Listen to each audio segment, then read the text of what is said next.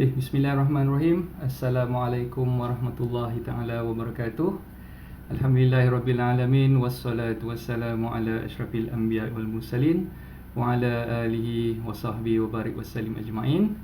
Apa khabar tuan-tuan dan puan semua? Diharapkan agar anda semua berada dalam keadaan sihat walafiat di samping keluarga tersayang di dalam musim-musim kita terpaksa berkampung di rumah masih lagi di bawah Perintah Kawalan Pergerakan PKP. Kita masuk hari ini hari yang ke-12 hari yang ke-12 kita bersama dengan keluarga kita duduk berkampung sahaja di rumah, dan kita tak boleh nak meneruskan aktiviti harian kita seperti biasa. Okey, jadi untuk hari ini sebenarnya saya terpanggil untuk berkongsi dengan tuan-tuan puan semua satu perkara, hasil perkongsian yang saya dengar dan saya baca melalui banyak platform lah, daripada media sosial, daripada pembacaan saya melalui buku-buku, dan banyak lagi sumber-sumber yang saya tengok dan saya come across dalam beberapa hari kebelakangan ni. Okay, jadi saya mengharapkan agar perkongsian saya ni tuan-tuan puan tolong ambil serius, dan jangan setakat dengar dan tidak memikirkan secara mendalam apa yang saya cuba kongsikan kepada tuan-tuan puan pada pagi ini. Dan kalau perasan hari ini sebenarnya kita platform yang kita gunakan ni agak berbeza sikit. Kalau tengok dekat bahagian belakang, saya punya video tu ada slide presentation. Okay, untuk ni saya mengucapkan ribuan terima kasih kepada Tuan Eddie Azwan, muallim saya yang telah pun mengajar saya macam mana cara nak buat video live berserta dengan slide presentation kat bahagian belakang tu. Dan ini percubaan pertama saya. Jadi kalau ada sebarang masalah teknikal dan sebagainya, saya nak minta maaf banyak-banyak lah, sebab ini percubaan pertama saya. Selama ni saya tak pernah lagi gunakan platform ni. Okay, platform ni yang dinamakan OBS. Tuan Eddie Azwan lah yang tolong ajarkan saya malam tadi. Dekat pukul 12 lebih baru selesai lah macam mana cara nak setting dan sebagainya. Jadi alhamdulillah pagi ni saya dapatlah menggunakan platform OBS tersebut untuk kegunaan siaran live kita pada pagi ni. Okay, alright. So siapa yang dah join kita tengok. Okay, Waalaikumsalam. Okay, terima kasih Cik Puan Hawa dah join. Tuan Wahab, Tuan Haji Wahab pun dah join. Okay, macam biasa Amirul Aizat pun ada. Terima kasih semua yang dah join ni. Okay, anda lah kekuatan saya, anda lah sebenarnya semangat saya untuk saya meneruskan kelas online setiap pagi tanpa gagal daripada hari pertama lagi, iaitu pada hari pertama tu 19 hari bulan 19 hari bulan kita adakan kelas online setiap pagi. Alhamdulillah, setiap pagi alhamdulillah daripada 19 hari bulan Mac, dan kalau boleh berterusan lah, perkara ni berterusan sampailah bila-bila insyaAllah. Doakan saya istiqamah supaya terus boleh bersama secara live dengan tuan-tuan puan, walaupun kita dalam keadaan terpaksa berkurung di rumah. Kita cubalah manfaatkan apa yang kita terpaksa lalui ini ada hikmah di sebaliknya lah. Okay, so saya harapkan siapa-siapa yang dah join live tu, boleh tolong kongsikan, terus sharekan video live ni kepada rakan-rakan anda yang lain supaya mereka semua dapat join kita bersama pada pagi ni. Dan insyaAllah kita buat sesi live ni sebagai two-way communication lah. Tuan-tuan perempuan pun digalakkan, saya syorkan tuan-tuan perempuan pun sama-sama join bersama untuk kita berkongsi apa-apa pendapat. Mungkin apa yang saya sarankan ataupun cadangkan tu tak bersesuaian ataupun mungkin tak kena dengan selera tuan-tuan perempuan semua. Jadi kita bolehlah buat discussion, kita berdiskusi bersama, dan kalau boleh kita ambil perkara yang baik tu dan kita jadikanlah sebagai panduan, dan mana yang tak baik tu kita buang jauh-jauh dan jadikanlah sebagai sempadan, insyaAllah. Okay, so macam mana semua hari yang ke-12 hari ni PKP, Perintah kawalan pergerakan hari yang ke-12, saya percaya memang bukan satu perkara yang mudah. Bukan satu perkara yang mudah untuk kita duduk diam di rumah, especially kalau macam apa ni, perundi-perundi hartanah, sahabat-sahabat rent di luar sana tu. Hari Ahad ni lah hari yang paling sibuk sebenarnya, hari yang kita selalu keluar pergi appointment, buat viewing dan sebagainya. Tapi hari Ahad ni, ni dah masuk minggu yang kedua sebenarnya. Minggu yang kedua kita terpaksa berkampung di rumah. Kita tak boleh nak pergi ke mana-mana. Jadi hari Ahad ni kalau apa, kebiasaannya memang kita selalu bertebaran di bumi Allah ni, tapi hari ni kita terpaksa pula apa ni, duduk berkurung di rumah. Tapi tak apalah, sementara nak tunggu COVID-19 ni, wabak COVID-19 ni berlalu pergi, jadi kita akurlah dengan perintah kerajaan. Benda tu pun untuk kebaikan kita bersama. Dan saya percaya kalau kerajaan tak buat macam tu, maka penularan wabak COVID-19 ni akan menjadi bertambah serius, dan kita mungkin terpaksa kena lockdown lebih lama lagi di rumah sebenarnya. Jadi sekarang ni bukan lockdown lagi, baru partial lockdown. Partial lockdown, jadi kita masih lagi boleh nak keluar, nak berjalan dan sebagainya tu, kita nak beli barang-barang keperluan, beli makanan dan sebagainya tu masih lagi dibolehkan. Jadi saya rasa benda tu bukan satu masalah yang besar lah. Bukan satu lagi masalah yang besar. Dan yang paling kita takuti sekarang ni adalah impact ataupun kesan pasca COVID-19, yang mana insyaAllah kita akan bincangkan dan saya akan kupas pada hari ini. Okay. So saya harapkan masing-masing yang dah join tu. Okay, Cik Zul pun dah join. Waalaikumsalam. Terima kasih Cik Zul. Okay, memang apa, Cik Puan Abu kata apa ni, memang live apa ni, lain live kali ni. Okay. Okay, alhamdulillah. Terima kasih kepada Tuan Eddie, Tuan Eddie yang tolong ajarkan saya. Eddie daripada apa ni, IRLT. Okay.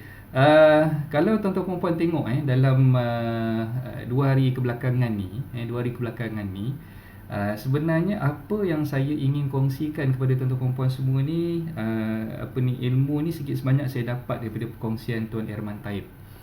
Erman Taib salah seorang prinsipal di IRLT, dan juga muallim saya, cikgu saya yang banyak mengajar saya sebenarnya. Saya banyak belajar daripada beliau. So perkongsian beliau semalam, yang saya tengok, OBS ni pun sebenarnya saya terpanggil untuk gunakan untuk buat sharing saya melalui AFB Live ni menggunakan OBS ni. Sistem tu diajar oleh Eddie Azwan, Tuan Eddie, dan Tuan Erman Taib pun dah gunakan sistem yang sama. Sebab tu saya rasa ini saya kena belajar ni, sesuatu perkara yang bagi saya sangat baik untuk memudahkan saya membuat presentation. Jadi saya minta tolong Tuan Eddie ajarkan kepada saya, dan semalam Tuan Erman punya pembentangan tu memang cukup-cukup jelas dengan menggunakan sistem OBS ni. Pembentangan beliau cukup-cukup jelas dan mudah untuk difahami. Dan saya rasa untuk hari ni saya punya slide yang kat belakang tu mungkin tak begitu cantik sangat, sebab benda ni saya buat baru pagi tadi. Belajar nak buat OBS ni malam tadi pukul 12 lebih, dekat pukul 1 saya tidur. Lepas tu pagi tadi baru saya berkesempatan nak buat slide tu lah. Jadi bila nak buat slide tu, saya punya slide tu tak habis sebenarnya. Ada tergantung sikit. Tapi itulah, tak apa, saya nak cuba je dulu. Kata tak mulakan kita tak tahu kan. So bila dah mulakan ni alhamdulillah, benda tu berjaya. Dan saya kata akan teruskan lepas ni sesi-sesi live saya, insya-Allah saya akan gunakan platform OBS ni. Dan slide yang digunakan tu akan lebih banyak dan lebih menarik lah, insya-Allah. Doakan insya-Allah. Okey. Alright. Tuan Jamil pun dah join. Okey, Abang Jamil, terima kasih Abang Jamil. Waalaikumsalam. Okey. So siapa-siapa yang dah join ni, saya minta tolong rakan-rakan semua tolong kongsikan siaran live ni. Sebab apa yang saya ingin sharekan pada tuan-tuan perempuan, mungkin tuan-tuan perempuan dah pernah dengar, dah biasa dengar. Tapi anggaplah perkara ni sebagai satu tazkirah, satu peringatan kepada kita semua. Kalau yang dah biasa dengar tu, mungkin kita boleh ambil tu sebagai satu iktibar lah, satu iktibar, dan kita jadikan sebagai pedoman kita, insya-Allah. Okey, dan seperti mana yang saya beritahu tadi, tolong pastikan tuan-tuan perempuan communicate dengan saya. Kalau ada apa-apa sebarang pertanyaan, kalau ada apa-apa sebarang pendapat masing-masing, saya mengalu-alukan tuan-tuan perempuan untuk sharekan pendapat tuan-tuan perempuan bersama-sama pada pagi ini. Okey. Alright, so kita mulakan perbincangan kita pada pagi ini. Okey. So macam yang tuan-tuan perempuan tengok dekat slide saya tu, pasca COVID-19, adakah anda adakah kita semua telah bersedia? Okey. Alright. So macam yang saya dah terangkan dalam penerangan untuk mempromosi sesi live saya pada pagi ni, okey, sebenarnya kita dalam fasa di mana wabak penyakit seperti COVID-19 ni tak pernah berlaku sebelum ni di Malaysia khususnya. So mungkin wabak penyakit sebelum ni macam SARS, macam H1N1, so penularan dia tu tak begitu teruk berbanding dengan COVID-19. Kalau dulu mungkin penularan H1N1 ataupun SARS tu taklah sampai kita kena partial lockdown macam hari ni. Tapi sekarang ni kita dah boleh nampak, kita boleh tengok sebenarnya bila berlaku COVID-19 ni satu dunia mendapat impaknya. Okey, jadi secara tak langsung bila berlaku COVID-19 ni banyak negara-negara yang terkesan, terutamanya negara kita sendiri. Dan kalau kita tengok sekarang ni memang saya sangat-sangat salute, sangat-sangat tabik kepada petugas-petugas di barisan hadapan atau frontliners ni. Kerana apa? Frontliners ni sebenarnya mereka telah menjalankan usaha, telah menggembling usaha dengan begitu baik sekali. Kalau kita tengok macam mana kudus kepada kita punya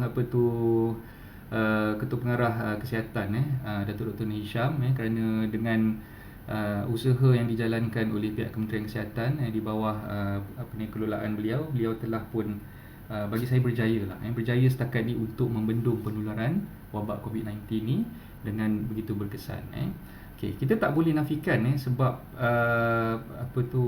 kebanyakan negara-negara di luar sana, especially di Europe lah, walaupun negara Europe ni dikonsiderkan sebagai negara yang maju, kebanyakan negara-negara di Eropah tu adalah negara yang maju dan mungkin lebih ke depan berbanding dengan kita, tapi mereka juga tidak mampu untuk membendung penularan virus COVID-19 ni. Dan kalau kita tengok kalau kita tengok melalui CNN ataupun mana-mana media media arus perdana ataupun media sosial, kita boleh nampak sebenarnya khususnya di Itali sekarang ni angka yang kematian di Itali lebih tinggi berbanding dengan yang berlaku di China tu sendiri. So kalau di China tu mungkin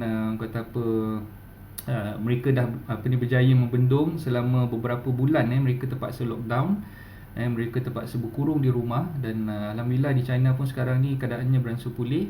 Dan di Wuhan tu sendiri dah declarekan sebagai kawasan yang bebas daripada COVID-19 lah, setakat apa yang kita dengar lah. Okey, dan cuma perkara tu tak sama seperti mana yang berlaku di Itali dan juga di kebanyakan negara-negara Eropah. Even di UK sendiri, semalam saya terbaca Queen Elizabeth pun dah terkena, Prince Charles pun dah terkena COVID-19. Jadi macam mana cara mereka nak membendung, macam mana mereka nak mengawal virus ni daripada merebak tu memang agak sukar lah, kerana dah terlalu ramai sangat yang terkena. Dan bila mereka melakukan lockdown, mereka melakukan perintah kawalan pergerakan, nampaknya macam kurang berjaya lah, macam kurang berjaya. Jadi bukan nak kata orang Malaysia saja yang within inverted comma tu degil, tapi sebenarnya banyak lagi rakyat-rakyat negara-negara lain yang agak lebih degil berbanding dengan kita lah. Tapi bukan itu yang saya nak ceritakan pada pagi ni. Cuma saya nak beritahu kat sini, keadaan di Malaysia ni sebenarnya masih lagi terkawal, dan tuan-tuan puan boleh menarik nafas lega dan bolehlah orang kata bersyukur dengan apa yang kita hadapi tak seteruk macam mana yang berlaku di negara luar lah, especially macam di Itali dan juga di Eropah.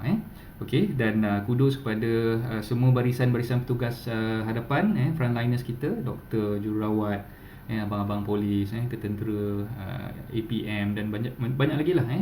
So mereka ni yang sebenarnya kita hargai lah pengorbanan mereka, macam mana mereka terpaksa berenggang, berjauh dengan keluarga masing-masing, tak boleh nak balik rumah, terpaksa tidur di hospital sebagainya. Jadi mereka ni yang sebenarnya hero, sebenarnya menjadi hero ataupun menjadi wira kita semua. Jadi kita ucapkan ribuan terima kasih kepada mereka semua. Alright.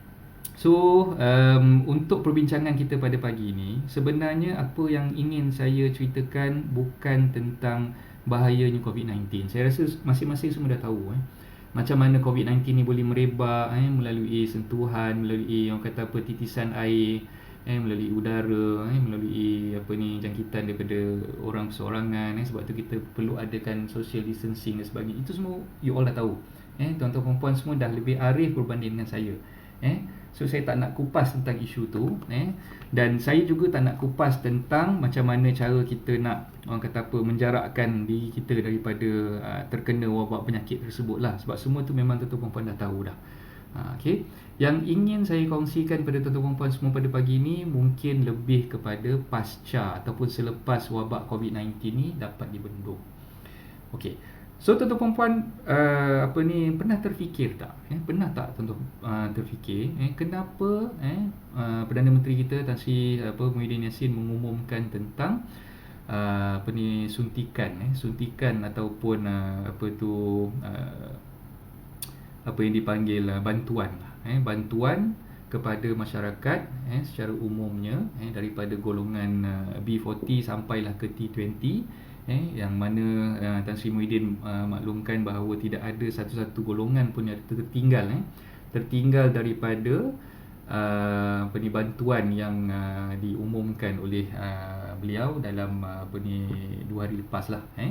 Okey, yang pertama sekali yang saya nak sentuh di sini, sebelum bantuan tentang package rancangan tersebut diumumkan oleh PM kita, sebelum tu PM kita ada umumkan tentang package moratorium untuk mereka-mereka yang ada pinjaman dengan pihak bank, yang mana ini telah pun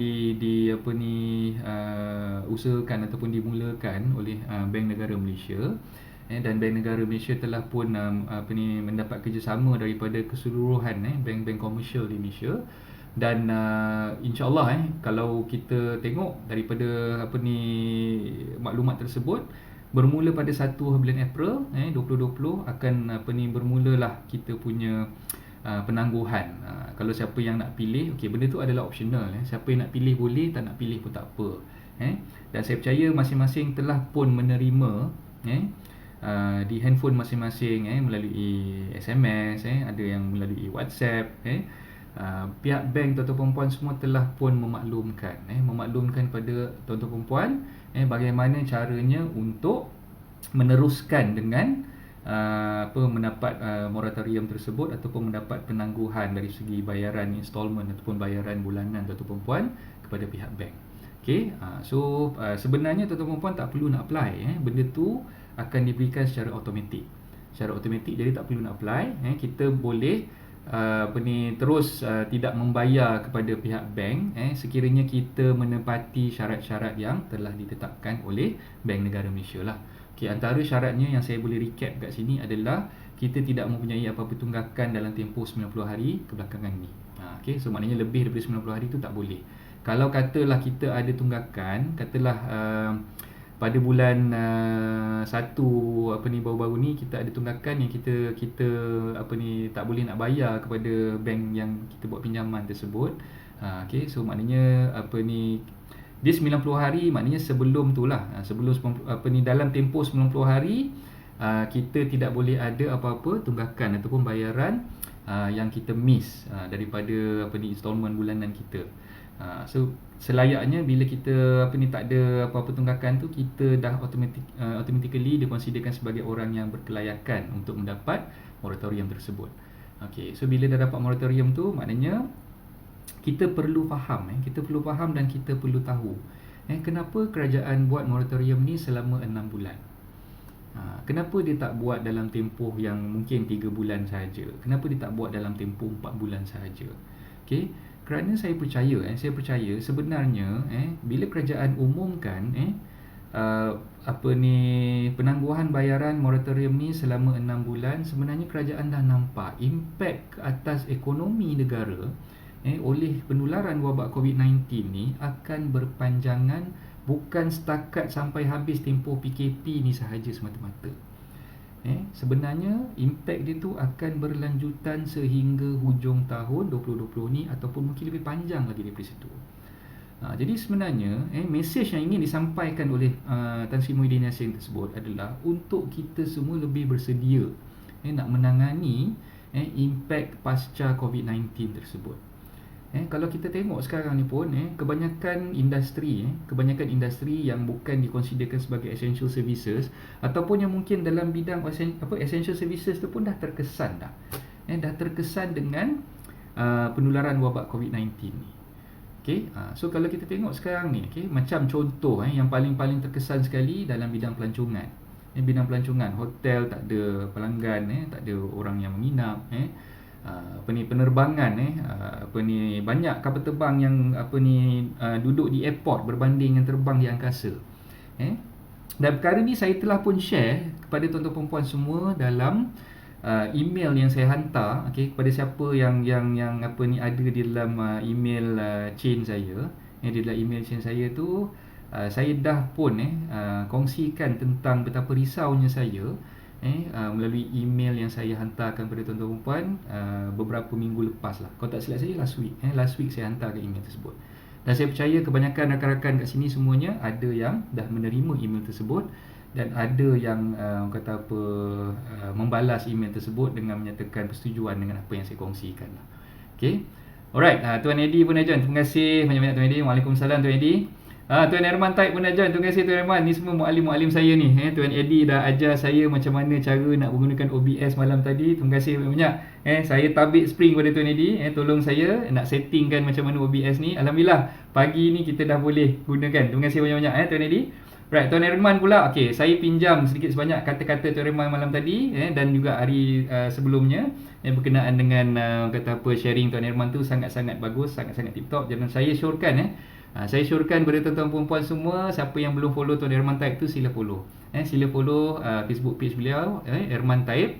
Dan siapa yang nak join Telegram channel beliau pun boleh boleh cari dalam nanti mungkin Tuan Herman boleh type kan Tuan Herman? Tuan Herman boleh typekan channel Telegram Tuan Herman untuk dapatkan slides dan juga presentation yang Tuan Herman sharekan dalam siaran live beliau. Terima kasih Tuan Herman, terima kasih Tuan Eddie. Alright, so kita teruskan dengan apa yang saya cuba nak kongsikan, nak buka minda tuan-tuan puan semua pada pagi ni. Berbalik kepada isu di mana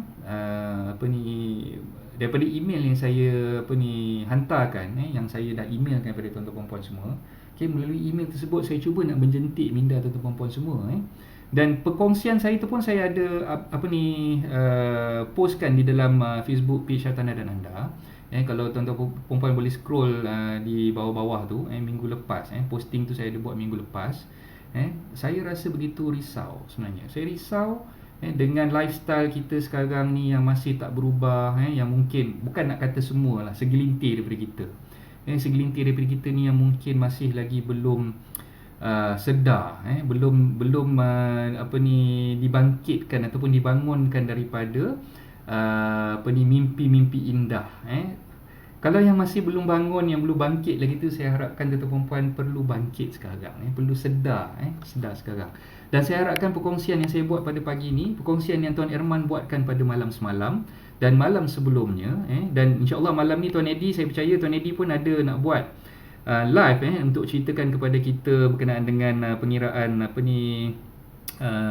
moratorium. Betul Tuan Eddie. Kalau mungkin Tuan Eddie boleh sharekan apa yang Tuan Eddie nak kongsikan pada malam ni tu, boleh bagi di ruangan komen supaya ramai rakan-rakan kita yang boleh turut serta untuk join pada malam ni. So sebenarnya bila kita tengok keadaan ekonomi sekarang ni, sebelum COVID-19 ni lagi ekonomi kita ni dah berada di tahap yang agak membimbangkan sebenarnya. Kalau saya boleh recap balik, starting from 2018 sebenarnya. 2018 tu kita dah nampak impact dia tu mula terasa. Bukan nak menyalahkan sesiapa-siapa, bukan nak menyalahkan pihak kerajaan ke, bukan nak menyalahkan parti mana ke, tidak. Saya bukan nak bercakap tentang hal tu. Saya cuma nak membuka minda tuan-tuan puan semua, kenapa kita perlu sedar dan kenapa kita perlu bangkit, kita perlu bangun daripada lamunan kita sekarang. Sebab impak daripada COVID-19 ni akan mengakibatkan seluruh dunia dalam keadaan yang sangat-sangat terjejas, sangat-sangat teruk. Percayalah cakap saya, sekarang ni bukan masanya untuk tuan-tuan puan pergi orang kata apa, beli perkara-perkara yang lavishly, boleh spend ikut suka hati tuan-tuan perempuan, rasa nak beli benda baru kita terus beli tanpa memikirkan tentang impact daripada COVID-19 ni di masa akan datang.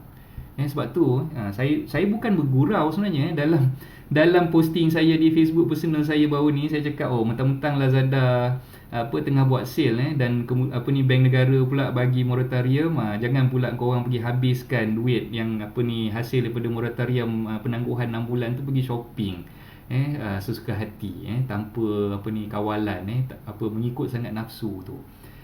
Jadi benda tu sebenarnya bukan gurauan. Itu mungkin dalam bahasa yang saya sebutkan yang saya nyatakan tu mungkin gurauan dalam sindiran lah.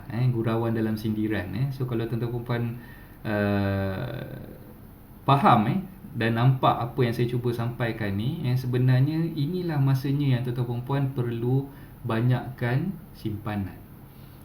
Okay. Tuan Erman pun dah sharekan malam tadi, begitu cantik sekali presentation yang beliau buat, dan saya nampak memang perkongsian yang Tuan Erman bagi tahu tu adalah perkongsian yang memang saya sendiri pun dah nampak dan saya dah fikirkan perkara tu beberapa minggu yang lepas.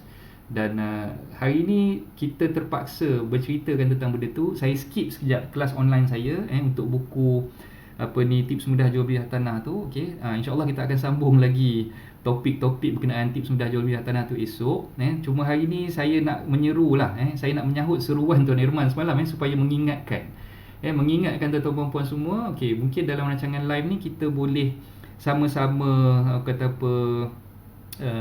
menjentik minda masing-masing. Kalau boleh tuan-tuan perempuan semua sedar berkenaan dengan keperluan untuk menyimpan, dan bukannya masa sekarang ni untuk kita menghabiskan duit tu ke arah yang tidak sepatutnya. Okey. Alright, so ada yang beritahu dengan saya, sebenarnya bila kerajaan buat moratorium, bila kerajaan benarkan kita keluarkan duit EPF, bila kerajaan bagi imbuhan sekian-sekian banyak pada makcik Kia dan sebagainya, duit tu sebenarnya perlu digunakan untuk spending. Saya tak nafikan perkara tu, betul, tapi kena tengok spending yang macam mana. Kita perlu asingkan keperluan, dan kita perlu asingkan juga kehendak. So apa yang kita perlu utamakan adalah keperluan kita. Keperluan kita, keperluan anak-anak kita, keperluan keluarga kita, itu yang kita perlu titik beratkan lah, bukannya kehendak ataupun kemahuan kita. So bila kita tersilap takrif, bila kata kerajaan suruh kita spend ni, kita kena spend lah, habiskanlah duit yang ada ni. Bukan macam tu tuan-tuan puan semua. Sebab yang dinamakan moratorium tu sebenarnya bukannya bagi percuma, tapi dia menangguhkan. So bila berlaku moratorium macam ni, kalau nak tengok boleh tengok slide yang tuan Erman ada kongsikan dalam rancangan live beliau. Kalau tengok kat situ mungkin tuan perempuan lebih faham lah. Cuma saya nak terangkan di sini sebenarnya apa yang dibagi tu adalah satu bentuk penangguhan, yang mana tuan perempuan semua akan kena bayar balik, selepas tempoh penangguhan 6 bulan tu berakhir. So macam mana cara pengiraan, boleh rujuk slide yang Tuan Erman kongsikan tu, dan mungkin tuan-tuan perempuan boleh bertanya secara direct dengan bank masing-masing lah. So bagi saya perkara tersebut, bila ada moratorium, bila ada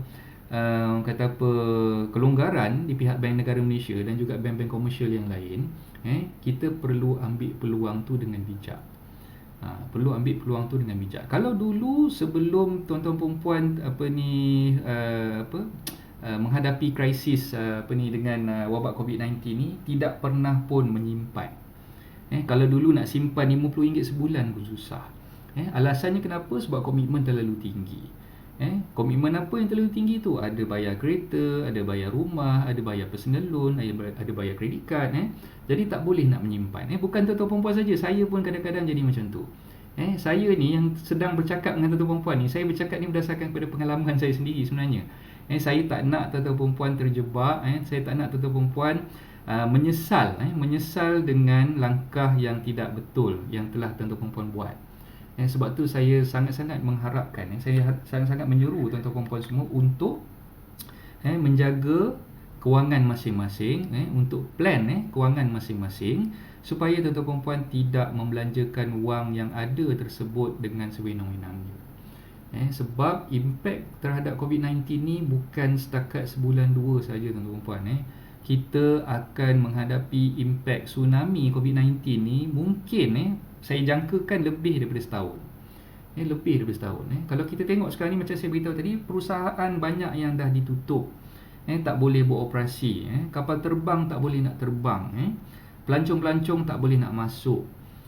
Yang kita ni, macam saya sendiri sebagai seorang peguam, kita nak buat apa-apa urusan pun tak boleh, halted dah. Office tak buka, nak pergi stamping tak boleh, nak pergi present kat land office tak boleh. Kita nak buat apa urusan untuk apa lembaga pembiayaan perumahan sektor awam PSA pun tak boleh. Semua ni tutup. Yang buka cuma bank saja. Bank pun alhamdulillah dalam tempoh seminggu dua ni, dalam tempoh kita berkampung di rumah sepanjang tempoh PKP ni, alhamdulillah saya mengucapkan ribuan terima kasih lah kepada pihak bank, especially bahagian orang kata apa loan processing, yang telah pun berjaya disburse loan klien-klien saya lah. Dan saya bila dah terima je duit tu, dah dimaklumkan, dah dinotify oleh pihak bank, saya terus release. Saya tahu memang semua klien-klien saya menunggu untuk duit-duit tu diriliskan kepada mereka, dan alhamdulillah saya dapat menjalankan, melunaskan tanggungjawab saya lah. Okey, itu memang saya salute sangatlah.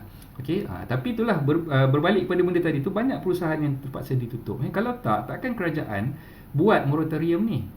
Takkan kerajaan memberi peluang kepada tuan-tuan perempuan semua untuk keluarkan akaun 2 KWSP. Bukan senang akaun 2 KWSP tu nak keluarkan tu, sebenarnya hanya beberapa syarat tertentu saja yang tuan-tuan perempuan boleh keluarkan. Antaranya bila nak beli rumah, nak bayar installment rumah dan sebagainya. Okey, tapi kali ni kerajaan sangat-sangat bermurah hati bagi tuan-tuan perempuan keluarkan duit yang ada dalam KWSP tu, boleh gunakan untuk tujuan-tujuan nak memenuhi keperluan tuan-tuan perempuan semua. Kenapa? Sebab kerajaan dah nampak dah sebenarnya impak COVID-19 ni bukan setakat hari ni ataupun esok lusa sahaja. Impak dia tu akan berterusan, akan berpanjangan, mungkin makan tahun lagi selepas ni. Okey, jadi saya harapkan tuan-tuan perempuan nampak dan jelas dengan penerangan saya. Kalau mungkin penerangan saya ni kurang jelas, kurang nampak, tuan-tuan perempuan boleh tolong tanyakan.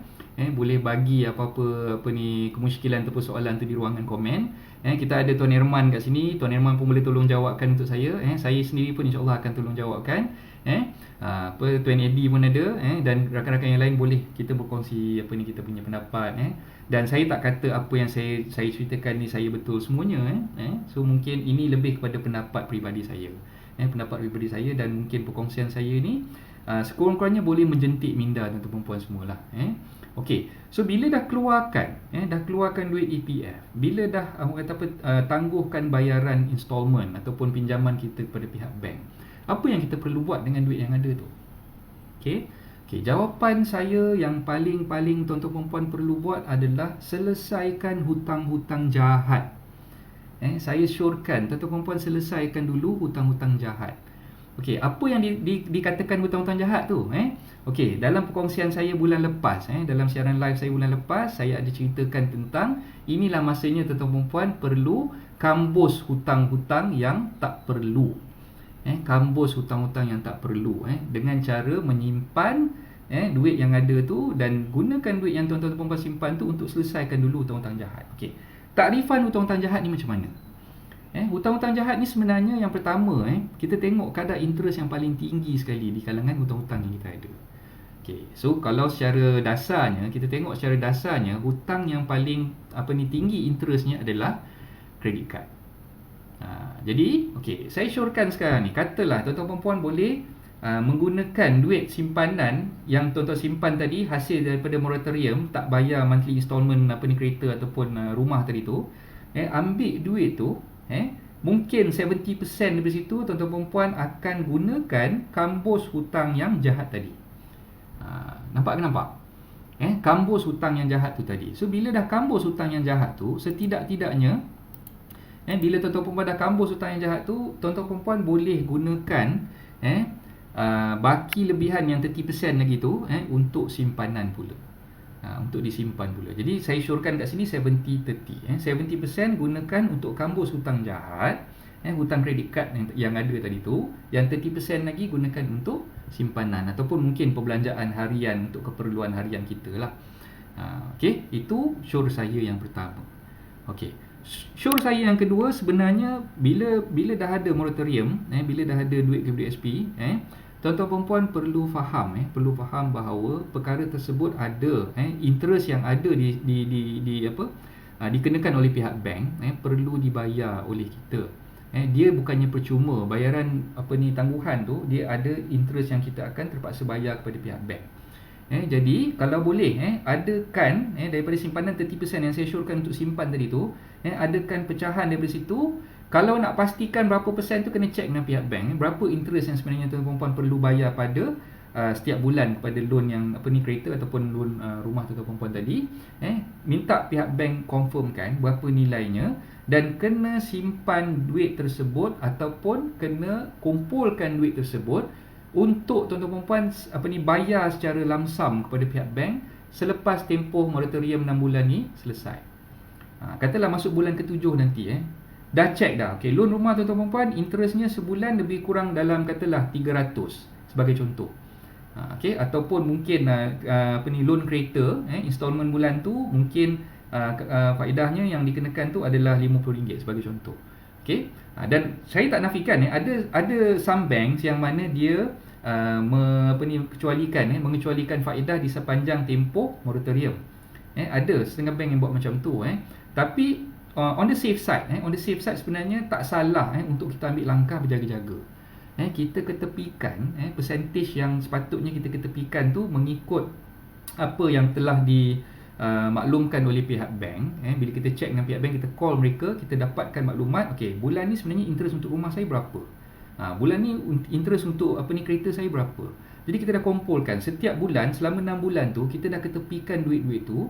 Habis je tempoh moratorium, masuk bulan yang ke-7 tu, kita dah boleh dumpkan terus payment tu untuk settlekan kita punya faedah.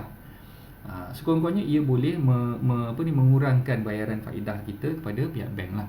Okay, so kita memang tak nafikan dalam dunia kita ni memang sistem ekonomi yang ada tu memang banyak unsur-unsur kapitalis di situ, yang mana yang sebab tu kalau boleh kita ambil lah pinjaman yang Islamik ataupun yang gunakan kaedah pembayaran secara patuh syar'i lah. Tapi yalah, kita tak boleh nak elakkan benda tu dah berlaku, dan kita dah ambil sebelum ni lagi. Jadi sekarang ni bila dah terambil benda tu, macam mana kita nak cuba elakkan. Dan kalau katalah ada peluang kita nak refinance balik, kita nak gunakan faedah perbankan Islam yang ada di Malaysia sekarang ni, by all means teruskan. Tapi kalau kita tak mampu untuk menuju ke arah tu, dalam keadaan sekarang ni mungkin ekonomi kita tersepit, kita nak buat refinance pun susah dan sebagainya. Jadi kita teruskan dengan apa yang ada. Cuma kita kena faham kalau boleh kita kurangkan unsur-unsur riba di situ. Jadi interest yang ada tu kalau boleh kita cepatkan selesai. Okey. Itu antara benda yang saya ingin kongsikan lah. Okey. Okey, kita baca sekejap komen-komen yang ada. Tak sabar nak dengar perkongsian Tuan Guru Eddie malam ni. Okey, betul tu. Tuan Iman, kita dengar malam ni sama-sama. Legend bagi talk bulan puasa, tabik coach. Okey. Alright, terima kasih. So memang saya sangat-sangat terharu lah. Terharu dan berterima kasih kepada Tuan Erman, Tuan Eddie kerana bantu saya bagi idea, bagi saya input macam mana saya nak buat live gunakan OBS system ni. Macam mana pengisian yang patut saya isikan, yang saya kongsikan dalam siaran live saya. Kita tangguhkan sekejap perkongsian saya berkenaan buku tips mudah jual beli hartanah tu. Dan mungkin insya-Allah esok kalau tak ada apa-apa kita akan sambung balik. Kita gunakan teknik OBS ni untuk lebih interaktif lah, untuk tuan-tuan perempuan lebih nampak lagi apa yang saya cuba nak sharekan tu. Okey. So kalau pada siapa-siapa yang mungkin belum join lagi Telegram saya, saya pun ada buat Telegram channel. Dalam Telegram channel tu saya buat perkongsian setiap hari lah. Setiap hari saya buat perkongsian dan saya pastekan dia punya link dekat situ. Mungkin tuan-tuan perempuan boleh join Telegram channel tersebut. Dan mungkin siapa-siapa yang berhajat nak dapatkan e-book saya pun, saya boleh kongsikan e-book saya ni. Kejap saya masukkan link dia.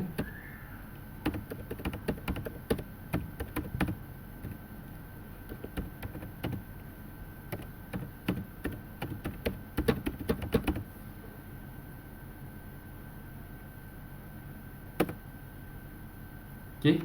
So yang atas tu untuk Telegram channel saya. Siapa-siapa yang boleh join silakan.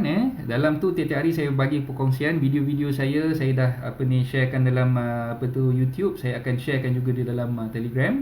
Dan yang di bawah tu adalah link untuk dapatkan e-book saya secara percuma. Okey.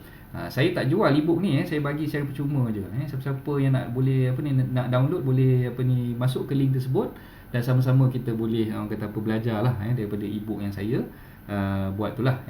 Dan e-book tu sangat-sangat mudah untuk difahami. Sebab saya kongsikan cara-cara, teknik-teknik yang tuan-tuan perempuan perlu gunakan sebelum tuan-tuan perempuan nak jual rumah, sebelum tuan-tuan perempuan nak lantik perunding hartanah ataupun ejen hartanah, dan seterusnya ketika tuan-tuan perempuan nak memasuki perjanjian jual beli ataupun SMP, sale purchase agreement, dan seterusnya tuan-tuan perempuan boleh juga belajar ketika macam mana peguam menguruskan urusan jual beli tersebut. Okey. Dan yang terakhir sekali, selepas tuan-tuan perempuan menjual, apa yang perlu dibuat, pembayaran CKHT kepada lembaga hasil, perlu menyerahkan kunci kepada pembeli dan macam-macam cara lagi lah. Okey, so boleh download e-book saya tu, boleh tengoklah apa yang saya kongsikan tu, link ada kat situ. Kalau abang-abang tak beritahu pun kami terlepas pandang semua ni. Okey, terima kasih Amirul join sekali. Okey, Jasmine pun dah join. Waalaikumsalam Jasmine. Terima kasih Jasmine join. Okey, siapa yang dah join tu minta tolong sharekan lah sharekan supaya lebih ramai lagi dapat manfaat. Kita baru halfway sebenarnya kita baru halfway dengan perkongsian saya pada pagi ni. Okey, Cik Zul cakap tadi best betul topik hari ni. Abang-abang ada boleh berkongsi ilmu. Alhamdulillah. Okey, ya betul coach. Okey, terima kasih semua Alright, so siapa yang dah join tu saya ucapkan ribuan terima kasih. Tolong kongsikan tolong sharekan rancangan live ni supaya lebih ramai lagi yang boleh join kita sama-sama. Dan sekurang-kurangnya saya dapatlah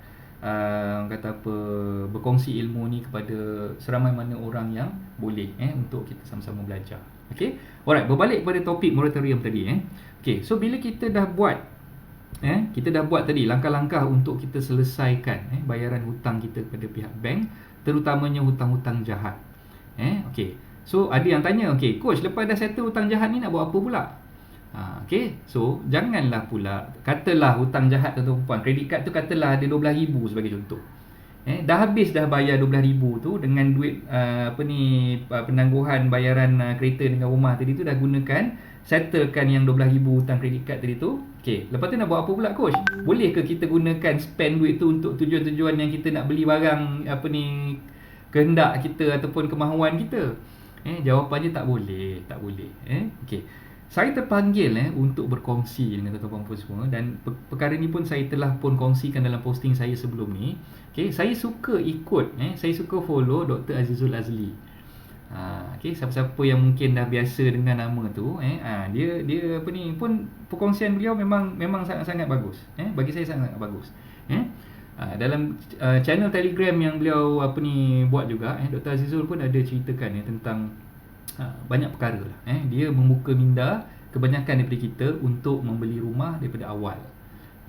Okay, so masa sekarang ni, okay, impact dia bila katalah tuan-tuan puan dah dapat selesaikan hutang jahat yang pertama, which is your credit card tadi. So perkara yang kedua yang tuan-tuan puan perlu buat, seperti mana yang disyorkan oleh Dr. Azizul adalah tuan-tuan puan perlu menyediakan dana kecemasan. Dana kecemasan. Okey, apa yang dimaksudkan dengan dana kecemasan? Okey, kalau tanya pendapat saya, okey, dana kecemasan ni sebenarnya terbahagi kepada dua. Okey, yang pertama adalah kecemasan di mana kita boleh masukkan tangan kita, cekut duit tu bawa keluar. Okey. So, saya namakan di sini tabung tu sebagai tabung A. Okey. Minta maaf banyak-banyak, slide saya tu hanya seketul tu je yang saya buat, saya tak sempat nak buat banyak-banyak. Okey, insya-Allah kalau ada kesempatan nanti saya akan buat slide yang lengkap dan saya akan sharekan dalam grup dalam Telegram channel saya lah. Okey. So tuan-tuan puan bayangkan kita ada dua jenis simpanan kecemasan. Kecemasan yang pertama tu tabungnya tu tabung A lah, kita ibaratkan tabung A. Simpanan yang kedua tu kita ibaratkan tabung kecemasan kita tu tabung B. Okey. Tabung A ni, tuan-tuan perempuan cuba bayangkan lubang dia tu besar, yang mana tangan kita tu boleh masuk. Itu tabung A. Okay? Maksud dia tabung A ni, okey, sinonimnya dengan apa tahu Sinonimnya dengan ASB ataupun tabung haji. Okey, ASB ataupun tabung haji. Bukannya account ataupun saving account ataupun puan semua. Okey. Kalau boleh elakkan simpan tabung kecemasan ni di dalam saving account masing-masing, yang mana saving account tu tagging dengan kata apa, tuan-tuan punya Maybank to you ke CIMB Click ke yang kita boleh keluarkan pakai pakai kita punya ATM machine card. Okey, kalau boleh elakkan tabung kecemasan tu. Bagi saya, tabung yang tuan-tuan perlu sediakan yang ada lubang besar yang boleh masukkan tangan kat dalam tu, kita boleh keluarkan duit tu, tapi taklah semudah kita keluarkan dengan mesin ATM kita cocok duit tu. Okey, boleh nampak tak? Okey, bayangkan benda tu dulu. Bayangkan tabung A, lubangnya besar, mudah untuk kita bawa keluar duit tu bila dalam tempoh kecemasan. Okey, yang kedua, tabung B. Tabung B ni dana kecemasan yang mana tuan-tuan perempuan nampak, boleh bayangkan kotak dia tu, dia punya lubang tu memang kecil. Cukup untuk kita masukkan duit dalam tu. Macam tabung masjid, lubang kat tabung masjid tu kan kecil je. Kalau besar memang penyangak mak-mak gian dah boleh sauk duit kat dalam tu, bawa lagi lah kan. Okey, so kita bayangkan tabung kecemasan B ni adalah tabung yang diletakkan di masjid, yang ada lubang tapi kecil. Kita hanya boleh masukkan duit dalam tu, kita tak boleh keluarkan duit tu. Okey, saya ibaratkan tabung B ni, tabung kecemasan B ni sebagai apa tahu sebagai dana takaful ataupun dana insurans tuan-tuan perempuan semua. Okey, kena simpan dalam dua tempat yang berbeza ni. Dana takaful kena simpan untuk tabung B ni, kena simpan. Dana kecemasan tabung A ni pun kena simpan juga. Dua-dua tak boleh miss. Dua-dua kena ada. Okey, kalau tanya dengan saya, berapa persen sebenarnya yang kita nak kena simpan? Dekat tabung A berapa persen, kat tabung B berapa persen. Okey, yang ni bergantung kepada yang Tuan Erman dah cerita malam tadi. Kalau siapa-siapa follow Tuan Erman punya live malam tadi, dia bergantung kepada apa yang dipanggil net worth kita. Net worth kita. Kita dah kira net worth kita. Okey, kalau nak tahu macam mana cara kira net worth tu, boleh go through live Tuan Erman malam tadi, boleh tengok balik, boleh buat revision di situ. Ada slide dia dalam Telegram channel Tuan Erman pun ada dinyatakan di situ. Okey. Okey, kalau tak keberatan, mungkin Tuan Erman bagi kebenaran untuk saya sharekan. Kejap lagi saya akan sharekan Tuan Erman punya Telegram channel. Sesiapa yang nak dapatkan slide presentation yang Tuan Rahman dah kongsikan tu, bolehlah dapatkan dalam Telegram channel beliau.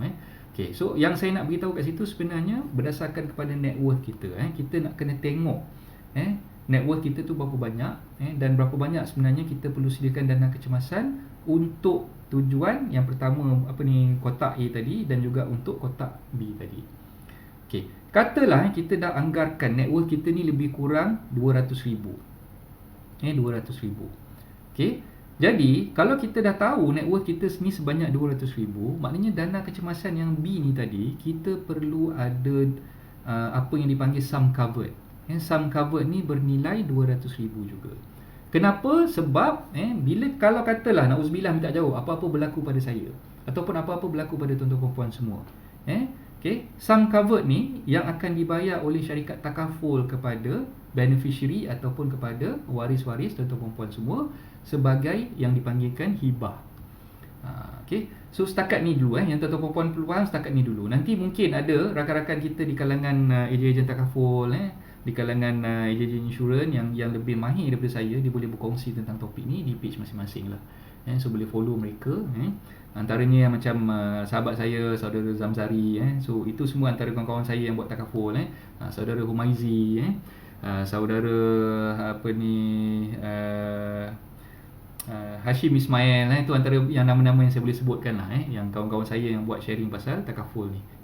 Okey, so yang penting sekarang ni kena faham ada dua tabung. Tabung A kena simpan, tabung B pun kena simpan. Okey, so untuk tabung A ni tadi, tujuan dia bila kita ada dana kecemasan di tabung A, setidak-tidaknya bila kita perlukan duit, kita dah boleh gunakan tabung A tadi tu, kita boleh keluarkan daripada situ. Okey, tabung B ni tadi kita tak boleh keluarkan sewenang-wenangnya macam mana tabung A tadi. Sebab apa? Tabung B dia hanya boleh keluarkan bila kita ditimpa musibah. Ingat perkataan tu, bila ditimpa musibah. Okay, musibah apa? Kita kena kemalangan, kita kena penyakit kritikal, kita kena orang kata apa, TPD, total permanent disability, ataupun kita meninggal.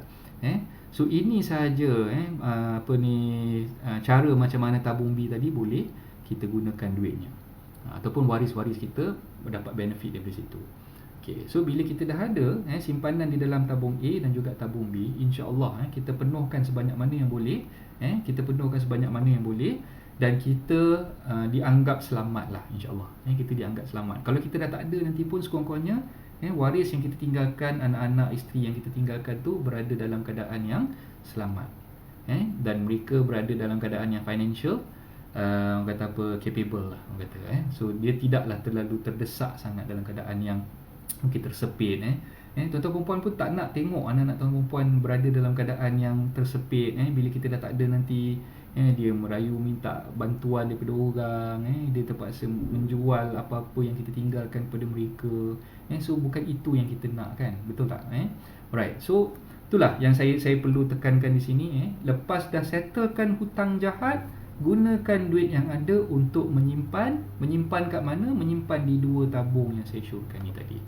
Okay, 2 tabung yang tuan-tuan perempuan sharekan ni, apa yang saya sharekan ni tadi. So itulah sebenarnya yang tuan-tuan perempuan perlu buat dalam menangani tsunami yang bakal menjelma. Saya tak kata, bukan saya nak takutkan, bukan saya nak takutkan tuan-tuan perempuan semua. Saya nak menjentik minda. Saya nak bagi tuan-tuan perempuan faham, impact daripada COVID-19 ni bukan perkara yang main-main, bukan perkara yang boleh dipandang sepi semata-mata. Impact dia sangat-sangat dahsyat dan boleh menyebabkan kita terduduk, kita terpengsan, kita macam-macam lah kalau nak sebut tu sampai tak habis kamus tu. Okay. So itulah yang saya cuba nak sampaikan kepada tuan-tuan semua. Okay. Dan saya harapkan perkongsian saya pada pagi ni mendapat orang kata apa, perhatian dan boleh memanfaatkan tuan-tuan perempuan. Dan kalau ada apa-apa benda yang saya kongsikan tu mungkin tuan-tuan perempuan rasa tak betul ataupun tak setuju dengan apa yang saya ceritakan tu, itu bagi saya itu adalah pandangan peribadi saya lah. So I am stand to be corrected, dan dalam masa yang sama kata apa, we may agree to disagree lah. So itu pandangan peribadi saya. So kalau tanya pendapat saya, apa yang patut digunakan, apa yang patut kita buat dengan duit moratorium dan juga EPF 500 yang kita boleh keluarkan tadi tu, so jawapan saya sebenarnya, kalau ada peluang, kalau tuan-tuan perempuan ada peluang untuk menangguhkan bayaran pinjaman tadi tu, teruskan tangguhkan. Tapi kalau tuan-tuan perempuan rasa macam nanti kan interest berjalan, nanti kan kalau ni kena bayar lebih pula kepada pihak bank, tenure tu akan jadi panjang pula, jadi terpulang pada tuan-tuan perempuan. Kalau rasa nak teruskan, nak bayar kepada bank, teruskan, tak ada masalah. Ini pendapat peribadi saya. So kalau tanya pendapat peribadi saya punya sure adalah dengan cara macam tadi tu. Kita tengok hutang jahat yang mana yang kita perlu selesaikan dulu, gunakan duit yang ada tu, settlekan hutang jahat. Kalau tak kerana credit card ni adalah dikonsiderkan sebagai hutang jahat, kenapa pihak bank hanya bagi dipanggil apa tu, conversion daripada credit card punya amount ni kepada term loan. Dia hanya convert pada term loan saja. Dia tak bagi deferment ataupun dia tak bagi moratorium lah. Okay, kenapa dia bagi dia buat conversion daripada credit card punya hutang tu kepada term loan semata-mata. Okay, macam rumah apa semua ni. Okay, jawapan dia senang je kalau kita tengok sebenarnya. Okay, ni pun yang Tuan Erman dah sharekan malam tadi. Saya ulang je balik apa yang dia beritahu. Sebenarnya bila kita buat pinjaman perumahan, bank dah ada apa yang dipanggil collateral ataupun dah ada rumah tu sebagai cagaran ataupun gadaian. Jadi bank tak risau kalau ada apa-apa masalah berlaku, bank boleh lelong je rumah kita. Dapatlah balik duit yang kita pinjam daripada bank tu, kan? Okey. Dan kereta pula, bank boleh repo, bank boleh repo kereta tu, repossess kereta tu dan boleh jual. Boleh jual, boleh lelong kereta tu, dapat duit tu, boleh settlekan hutang kita. Sebab dua-dua hutang ni memang ada dia punya collateralnya, ada dia punya jaminannya. Berbalik kepada hutang kredit kad tak ada. Kita seorang je lah. Kita seorang, kalau ada apa-apa ni, kita tak gagal membayar, kita yang terpaksa menanggungnya seorang-seorang. Sebab tu interest untuk hutang kredit kad ni tinggi, kan? Interestnya memang sangat-sangat istilah ganasnya tu sangat-sangat Yahudi lah, sangat-sangat Yahudi. So memang kita patut selesaikan dulu hutang kredit kad tu dengan segera. Sebab tu ambil duit yang ada tu, peluang yang ada tu gunakan, settlekan hutang yang jahat ni. Tutup hutang yang jahat ni. Selepas dah settle hutang yang jahat ni, apa lagi hutang-hutang yang kita nampak jahat kat situ. Hutang jahat ni yang saya takrifkan awal-awal tadi sebagai hutang yang mempunyai kadar faedah ataupun interest yang terlalu tinggi. So kita ketepikan, kita settlekan dulu. Dah settle semua hutang jahat ni, duit lebihan tu kita masuk kat tabung. Tabung mana? Tabung A dan juga tabung B. Okay, so saya harap semua faham dengan apa yang saya cuba kongsikan pada hari ni. Okay, ada apa-apa nak tanya? Nampak macam tak ada je. Okay, kalau ada siapa-siapa yang ingin bertanyakan soalan, okay, boleh berhubung dengan saya. Okay, ni saya typekan nombor handphone saya 012 655 0685 Okay, so boleh nak communicate dengan saya, boleh contact saya di nombor telefon berikut. So siapa-siapa yang ada persoalan, ada apa-apa pertanyaan, nak communicate dengan saya, silakan, tak ada masalah. Kita boleh bersembang-sembang, nak sembang kosong ke apa ke, yalah. Dah tak ada apa-apa nak buat kat rumah ni kan, tak ada apa-apa nak buat kat rumah ni, macam-macam masa tu memang ni tengah free, jadi kita boleh je lah nak bersembang dan sebagainya lah. Okey, itu sahaja perkongsian saya untuk hari ni. Saya ucapkan ribuan terima kasih kepada tuan-tuan semua yang sudi join saya daripada pagi tadi sampailah ke sekarang. Lebih kurang 1 jam kita bersiaran secara live. Sekali lagi saya nak ucapkan ribuan terima kasih kepada Tuan Eddie, Eddie Azwan, atas perkongsian ilmu beliau yang membolehkan saya ke udara secara live menggunakan platform OBS ni. Saya harap dengan platform OBS ni lebih nampak interaktif, lebih canggih lagi lah. Untuk hari ni saya hanya prepare satu slide saja, sebab saya tak sempat nak buat slide banyak-banyak. Saya buat cover kat belakang saja. InsyaAllah lepas ni kalau ada masa kita akan buat yang lebih canggih lagi lah. Banyak lagi slide yang sebenarnya saya boleh kongsikan dengan tuan-tuan semua dengan adanya teknik OBS sistem ni. Terima kasih juga kepada Tuan Herman atas perkongsian Tuan Herman 2 hari lepas, yang betul-betul membuka minda kita semua. Siapa-siapa yang join Facebook Live Tuan Herman tu, memang saya ucapkan tahniah lah kepada anda semua kerana anda ada niat untuk berubah. Yang siapa-siapa yang dah join Facebook Live saya ni pun, saya ucapkan ribuan terima kasih dan tahniah kepada anda semua kerana anda telah pun mengambil langkah pertama untuk mengubah diri anda. Okay, so kita doakan kita sama-sama berjaya menangani penularan wabak COVID-19 ni. Kita doakan supaya COVID-19 ni dapat berlalu pergi dengan segera. Kita boleh teruskan kehidupan kita macam biasa. Kita boleh pergi balik ke pejabat, kita boleh buat aktiviti. Kalau katalah sebagai seorang perundingan tanah, kita boleh teruskan buat aktiviti macam hari Ahad ni, patutnya ada viewing, ada appointment dan sebagainya. So kita doakan sama-sama supaya negara kita dilindungi, supaya semua petugas-petugas di barisan hadapan, frontliners kita, doktor, nurses, police officers, army, semua-semua tu berada dalam keadaan sihat walafiat dan dilindungi oleh Allah selalu.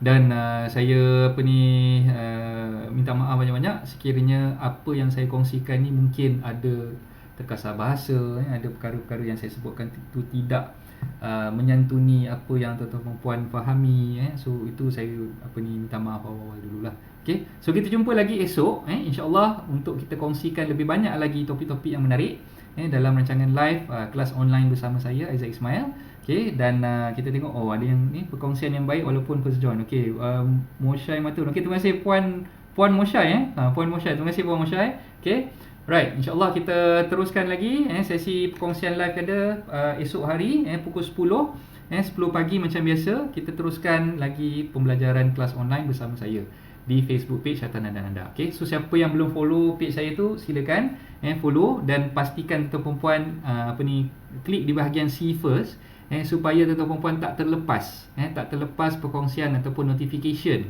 daripada Facebook saya ni. Kalau saya buat live dan sebagainya, tuan-tuan puan akan terus dapat maklumat tersebut dan terus boleh join. Alright, so itu saja untuk hari ini. Okay, saya ucapkan wabillahi taufiq wal hidayah. Wassalamualaikum warahmatullahi taala wabarakatuh. Bye bye.